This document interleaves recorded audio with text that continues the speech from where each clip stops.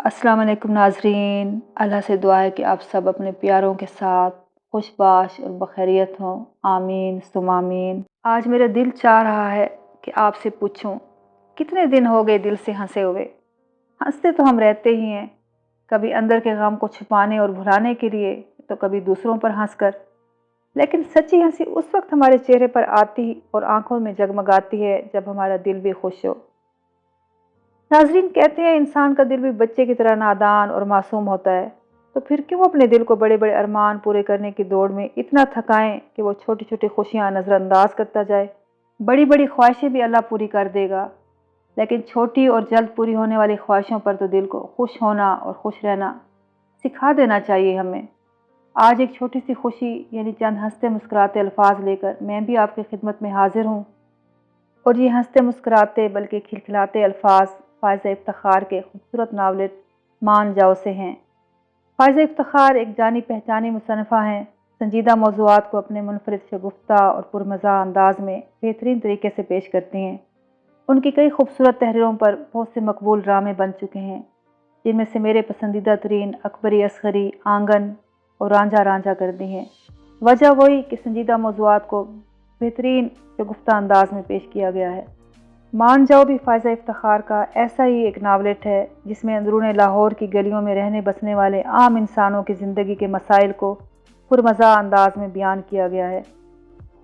नावलेट की कहानी मौजूदा दौर और 1970 की दहाई के ज़माने से वाबस्ता है, जिसे नावलेट में बहुत खूबसूरती से बयान किया गया है। कहानी अंदरूनी शहर के तंग मकानों और गलियों, जॉइंट फैमिली सिस्टम, नीम मुला, ख़तरा ईमान और खूनी रिश्तों में खुद गर्जी के रंग और तलखियाँ अपने अंदर समोए हुए है।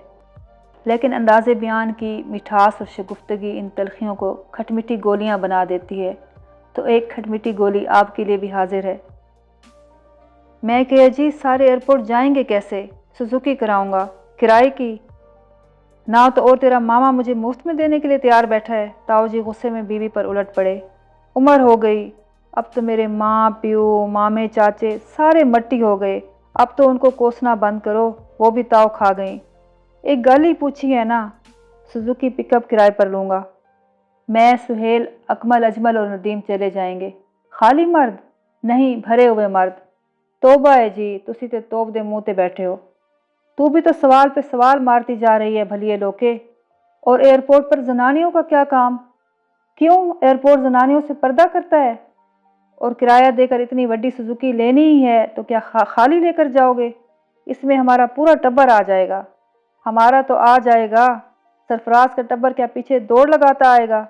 उनके भी 4-5 जी हैं। और फिर सामान भी होगा, वो कहाँ रखना है? हाँ सामान। ताई जी की आंखें चमकी। जो उनके इस्तेमाल का सामान होगा वो भी, और जो हम सारों के लिए तोहफे लाएगा बक्से भर के वो भी। तोहफों के नाम पर ताई जी के होंठों पर भी हल्की सी मुस्कुराहट आ गई। अकमल और अजमल दोनों की शादियों पर मैंने 2 घोड़ा बोस्की के सूट पहने थे। बड़ा दिल है इस बार इरम की शादी पर पैंट कोट वाला सूट पहनूं, टाई लगाकर, वो भी वलायती अमेरिका से आया हुआ। और सरफराज से कहना मेरे लिए गोडों की मालिश वाली मशीन ले आए। गोडों वाली मशीन? आहो, मैंने आप देखी थी टीवी पर, घरर घरर करके चलती है। गोडों पे रखो चाहे गिट्टे पे रखो, मालिश करके सारा दर्द ख़त्म कर देती है। फिर तू कहेगी लक पे खुरक करने वाली मशीन आ गई है, वो भी ले आओ। हाथ पैर ना हिलाना तुम जनानियाँ। अब्बा जी तुसी की करोगे उत्थे जाके? दादाजी को साथ चलने पर आमादा देखकर ताऊ जी ची बची हो रहे थे। खोतिया तू की करन जा रही है?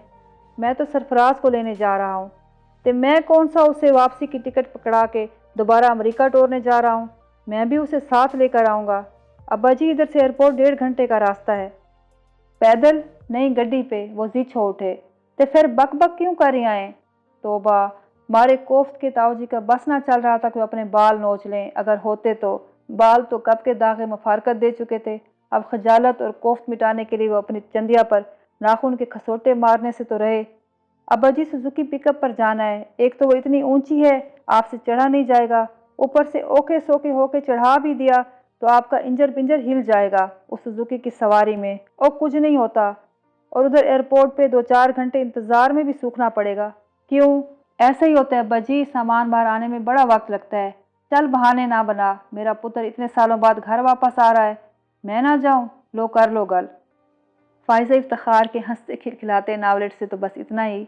अब आपके जहनों में ये सवाल उठ रहा होगा कि अब्बा जी एयरपोर्ट पहुँचे या ताऊ जी उन्हें घर ठहराए रखने में कामयाब हो गए। तो जनाब, अब्बा जी बिल्कुल एयरपोर्ट पहुँचे।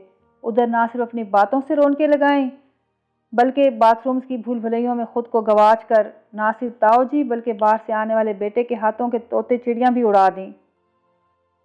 अब्बा जी कैसे गवाचे, कैसे मिले और एयरपोर्ट से ये काफ़िला घर कब पहुंचा, ये सब जानने के लिए आपको फ़ाइज़ा इफ्तिखार का ये नावलेट ही पढ़ना पड़ेगा, मान जाओ।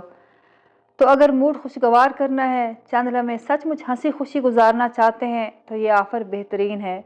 चलिए फिर आप इस नावलेट को ऑनलाइन सर्च करके इससे लुत्फ़अंदोज़ हों। मुझे दें इजाज़त। इंशाल्लाह अगली वीडियो में मुलाकात होगी। तब तक के लिए अल्लाह निगहबान।